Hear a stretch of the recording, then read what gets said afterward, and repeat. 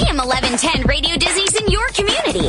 What's happening in your town? Who's making a difference in your neighborhood? Let's find out from LaFern Cusack now. Good morning and welcome to Radio Disney AM 1110. This is your community playground and I'm LaFern Cusack. I'm so happy to be speaking with Dawn Marie Ferrara. She is an animal activist.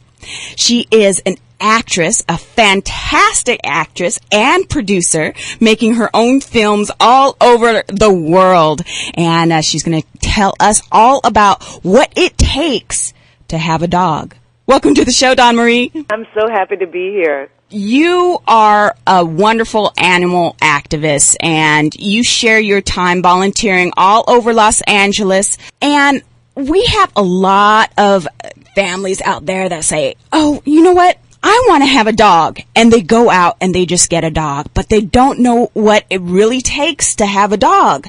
And I am so happy that you're going to tell us all about that.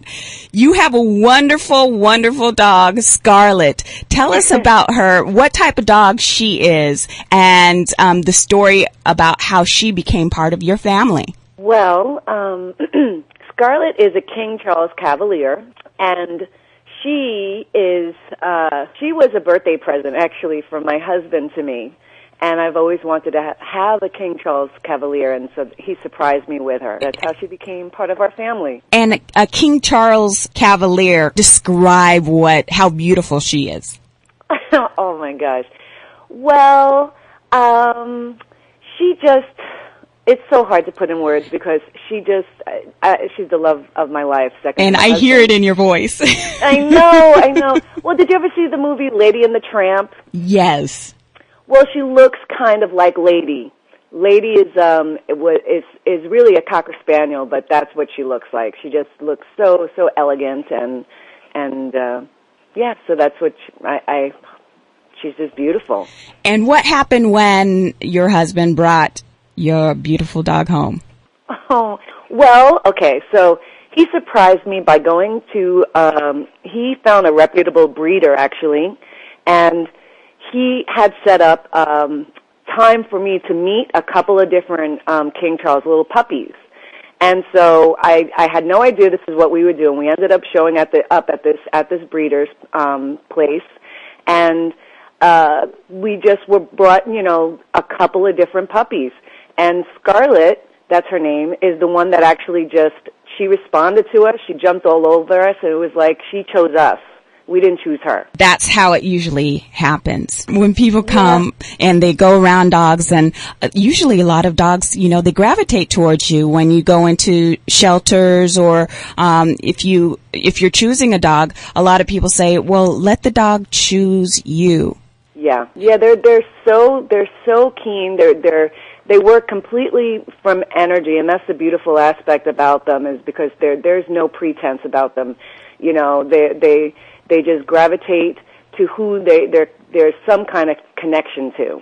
And then you could build it even deeper on that, but that initial connection comes straight from them, and it's just, nothing better. What happened when you took your Scarlett home? How did you prepare? Well, it's funny because now I would do things so differently.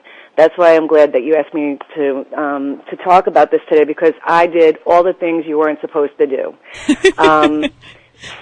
Seriously, we let her roam around the house. We let her, we didn't know anything, and she ate through 2 couches, couple of stairs. Oh my! It was a mess.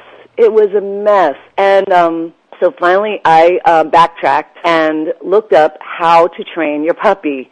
And I got one of those house training for dummies books, those for dummy books? Yeah. Well, they have one on every subject, and I got one for house training. And she basically had to have barriers. She had to have, structure and barriers, so she earned the space. We couldn't give her the whole house to run around in. Right. She had to earn every inch of the house to be in. But a lot of people say, oh, my gosh, that's mean. Oh, no, it's not. It's not mean. It's not mean at all, because basically it stressed her out to have all this space. It was overwhelming for her, because she's coming from a place that is a small cage or a small enclosed space, and then you're bringing her into this huge environment. She didn't know what to do, and the signs of stress was there because she ate through 2 couches, a couple of stairs, and so it made her more calm and just helped her energetically to adapt to her surroundings. Because dogs are pack animals, and they are also, they like the small spaces because that's innate in their being. Yeah, and I learned a lot of people think it's mean to keep them in a small little carrier, but they like it. They like it's like a little cave for them, and it's a place of safety for them to go to. So you got this book, you started training your dog. What happened from there once you started initiating some structure? Well, she responded so quickly to it. It was like instantaneously her behavior changed. She, was more relaxed, and she took to it. It took about maybe 2 months, but for her to be house trained after that. Like, she didn't have any mistakes in the house after that. It was rather quickly, but you need to put structure in and routine. And that was the other aspect of the training. You have to give them a routine. And when you first get a puppy, you have to know that you have to take them out a lot, like every hour. Every hour? Like every hour, you should, start, because they have to learn that they shouldn't pee in the house. Yes. They have to pee outside. They have to go to the bathroom outside. And so they have they have nothing in them except that they want to just, go to the bathroom and this and that, and they need that structure. They need rules. Right. So so going from not having a dog to having a beautiful puppy, I can imagine your life just changed. Yeah, it is. When people say having a dog is like having a baby, yes, it's true. It really is. Because we factor her into everything in our lives. Like, if I know I'm going to have to go to work and I might be on set, say, for 11 hours, she can't be in the house for 11 hours by herself. No. I have to work it out, whether my husband has to make sure that, he goes back home during the afternoon to walk her, or have to work it out with friends to babysit her. It's a lot of responsibility. So you can also have a doggy babysitter, a doggy walker. Have you tried daycare? They have doggy daycare too. Yeah. Have you tried out doggy daycares? I haven't. But I know friends of mine that have, and they love it. And because a lot of places also now have cameras, so that you could watch remotely wherever you are. If you have access to the internet, you could watch your dog playing in this space. So it helps. It really does help, because I know a lot of people have busy schedules and busy lives, and they also want to have a pet. So it gives a nice alternative. So what are some tips that you can provide if moms and dads out there are bringing a new puppy into their household? Well, number one, it would have to be do research on the breed, because not every breed is for every person. There are different breeds that are better for kids. Cocker Spaniels are good, but they can get a little bit possessive of their owners. So you have to know that going into it. King Charleses they're great for kids. Labs are great for kids, but they also need to be exercised.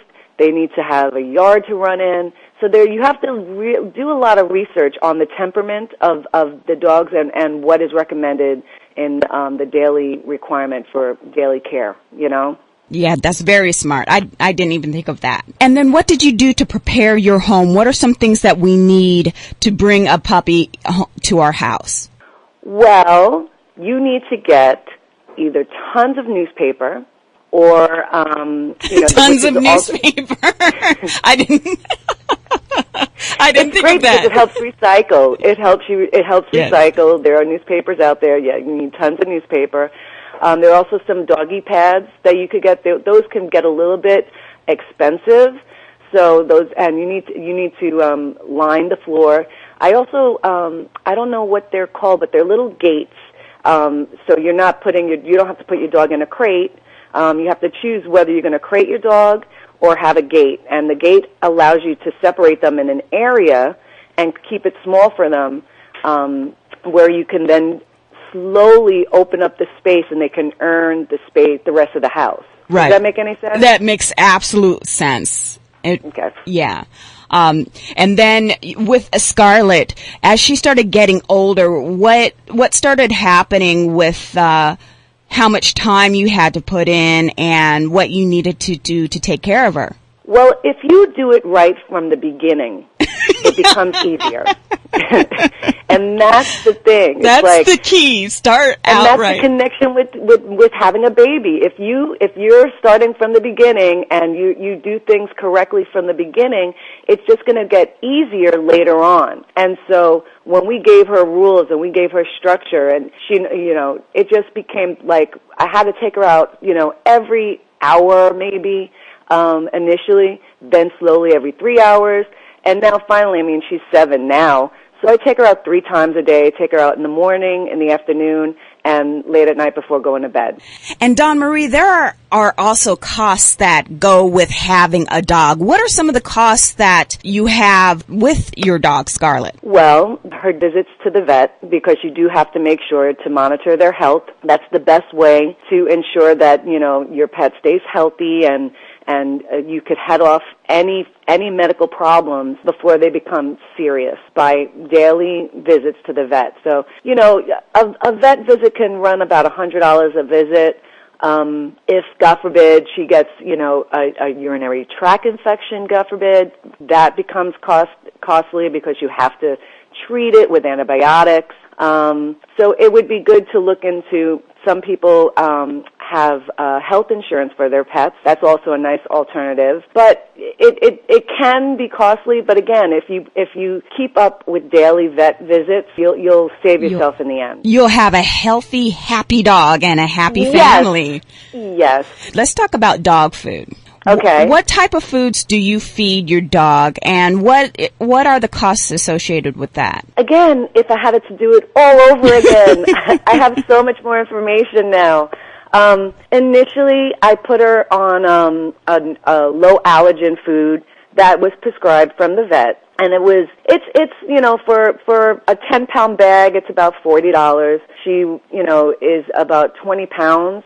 That's how much Scarlett weighs. So we could go through like one bag every 2 months or so. The problem with those prescription foods is they lack in nutrients. And so you can go to a great website that I found called dogfoodadvisor.com, and it's not affiliated with any brands. It's completely, unbiased information, and you can go and check out what are the best foods. So you have your dog foods. I know a lot of people put like flaxseed oil in the dog food, so the coat their dog is nice and shiny.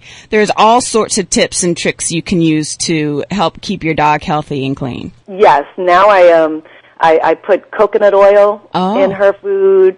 That helps. She's on a cycle of probiotics. I put a little probiotics in her food every night. I split up her feeding is a little in the morning, a little at night. And yeah, it really makes a big difference. And it's like us. If it's what you put in your body, you get, rewards after that. So if I take care of my body by eating healthy and having vitamins and leafy greens and stuff like that, I'm going to be stronger and healthier. Mm-hmm. And that's the same thing with our pets. You have to be careful what you put in them because, again, it'll end up, costing you a lot more money with vet bills because if you don't, their bodies are just going to need, right. antibiotics. They're just going to need some medical attention. And you had talked about how Scarlett, your beautiful doggie, came into your life and she was chewing up a lot of things.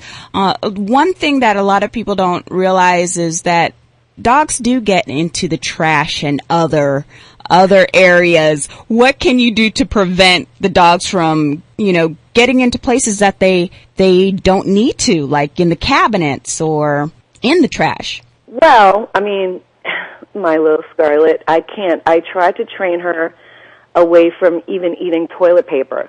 She has a fascination with paper, any paper whatsoever. And the answer to that, it's going to sound simple, but it's hard because you have to always be present and mindful. So I have to be mindful that the toilet paper roll, it's not down on the floor. I have to make sure that if there's any papers, they're not on the floor, because it's really, if for some weird reason I can't train her out of wanting to eat this paper. So you just have to pay attention to your dog, watch what their personality is. They'll teach you. Like her, I can't get her to stop eating paper. So I just have to make sure in my life there's no paper on the floor. When girlfriends come over with their bags, they can't leave them on the floor, because she has gone into people's bags and found a receipt. And I'm just like, I'm so sorry. So you just have to make sure that it's out of their way, or try to train them, and maybe your pet will, your pet can be trained out of that behavior too. Mm-hmm. And Donna Marie, how did you also prepare for Scarlett to come home in regards to what she needed to go on walks and to feed her, dog leashes and collars and dog tags with their name on it? Well, again, that has to do with the breed, whatever breed you bring home. So say you're bringing home a pit bull. You know that the pit bull is a little cute puppy right now, so you're going to have to get a leash that's for a little puppy. But slowly, as your pit bull grows into a mature dog, you're going to need to have something that's sturdy, that can hold the weight of a pit bull and the strength of a pit bull. So it's, you have to the best bet is to go to a reputable pet store and ask their recommendation, and they'll be able to help you out. Do you have a dog bed for Scarlett? I have a couple of dog beds for Scarlett. How did you go about choosing that? Well, again, I just paid attention to what she seemed to like naturally. She likes small little spaces where she could nuzzle her head into. So I got beds that she can do that. And that's basically it. It's just a matter of paying attention to what she likes. And I was like, oh, okay, if she likes to do that, mm-hmm. I'll get a bed that she can turn around in and.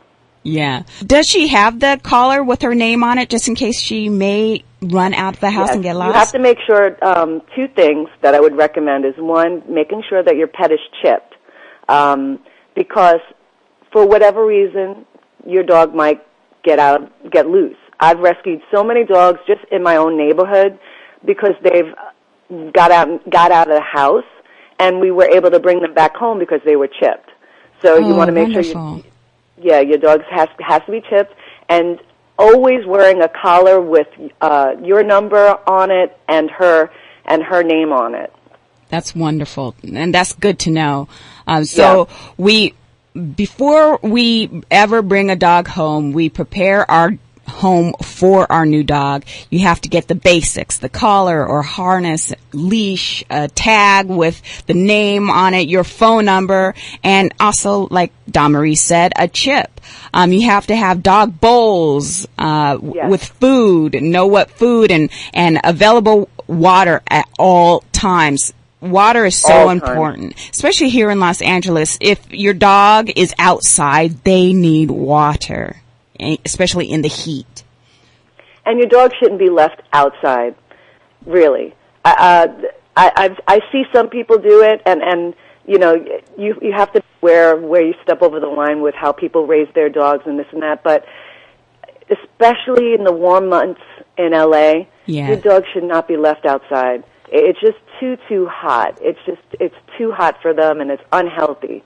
Yeah, and we also have to prepare the kitchen area. If there's any type of liquids your dog can get into under the sink, electrical wire, phone, computer cords, keep away from the dogs that love to chew, like Scarlett chews.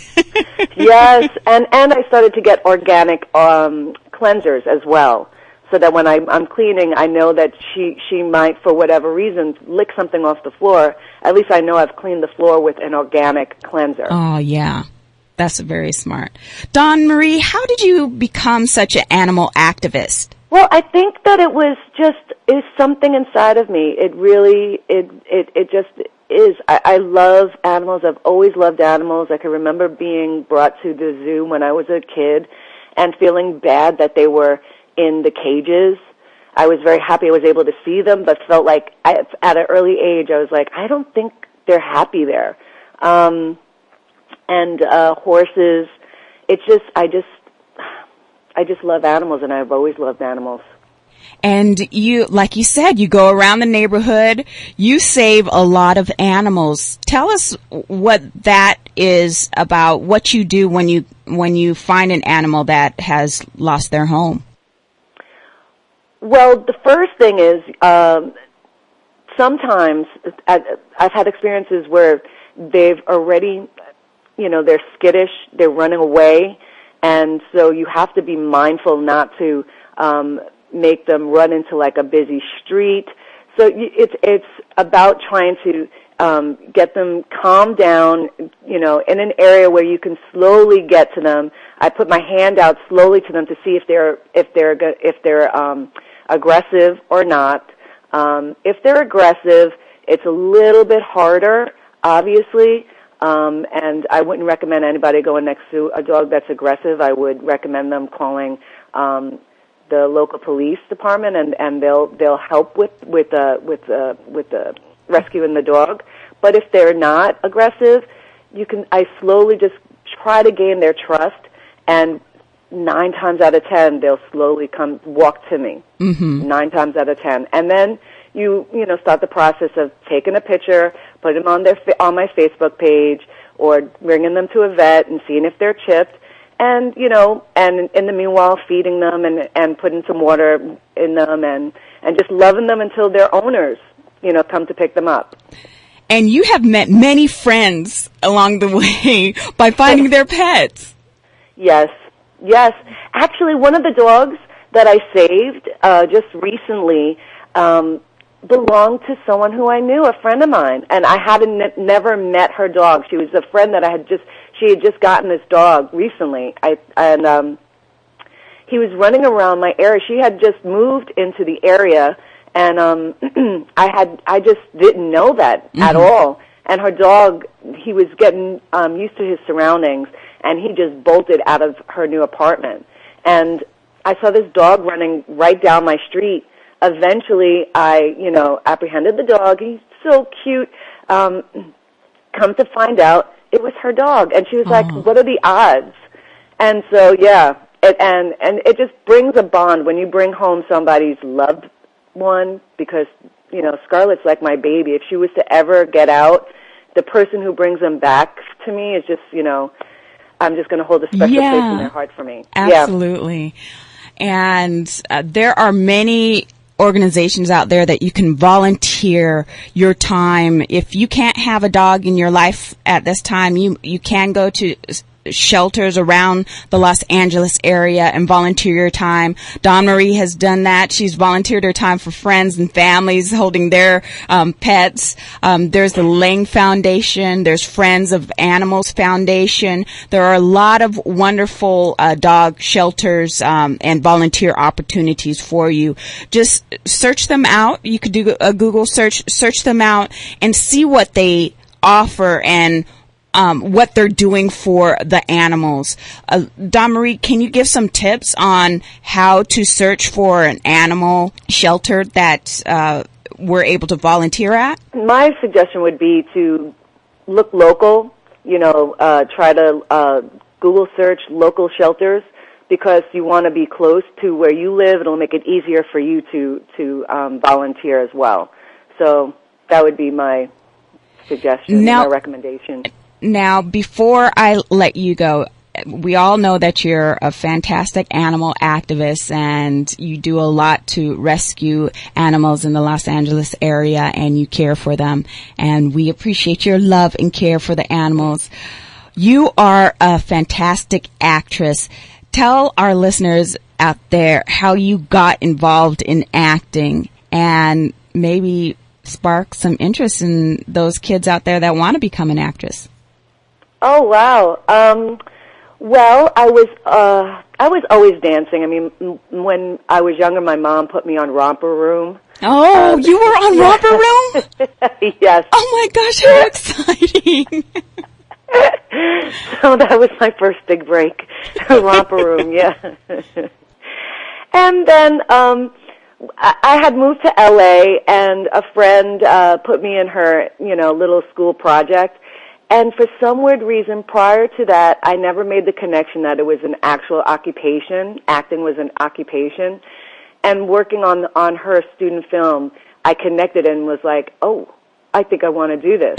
And then, I started to study, and then it quickly went forward from there. And here you are. So yeah. what do you do when you take acting classes? What are some of the things that you have learned, or some tips, acting tips? Well, I studied at a great school, the Beverly Hills Playhouse, and the best part about that training was that you learned from the bottom up how to, not only create a character and tell the story, but also you learned how to be on set, that your attitude, because there's so many different factors that go into working. It's not only trying to get the job, but what do you do after you get the job? And so that training really helped me immensely, because it prepared me for all the aspects of the business, not just creating the character.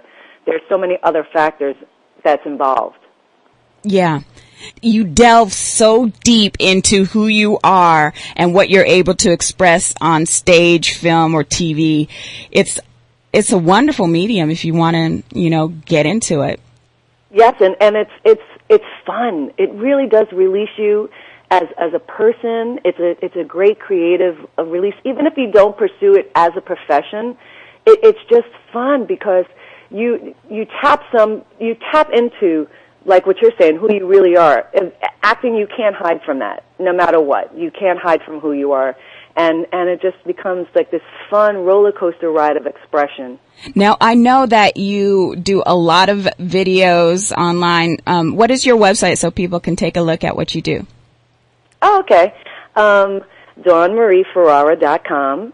And you just, that's my official website. Now, do you bring Scarlett, your dog, into any of these videos? Yes, she plays a starring role in our lives. She really does.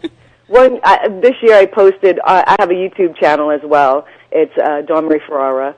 And I videotaped her opening up her Christmas presents this year. And it's really, it becomes so cute to watch, Yeah. I find it cute. I don't know if anybody else does. No, but I saw that video, and it was fantastic. I loved it.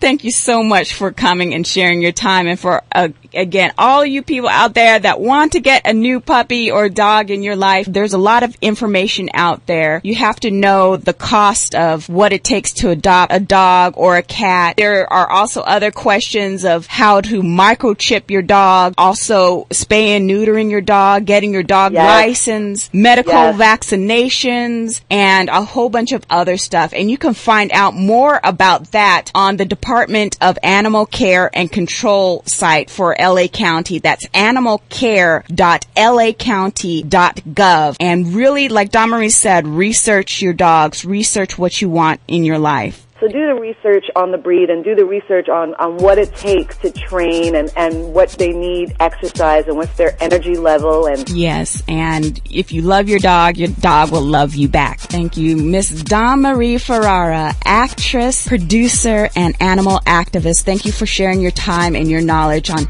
how we can go about bringing a dog into our lives. Thank you for having me. It was so great to talk to you. I'm LaFern Cusack here for your community playground here on Radio Disney AM 1110. Community matters, and we're your eyes and ears for what's going down in your town. We'll be back next week on AM 1110 Radio Disney. Ranger Station. Yeah, hi. I'd like to report a bear sighting, as in Smokey Bear. We were about to head home after a bonfire, and Smokey said the fire wasn't actually out. He said if it's too hot to touch, it's too...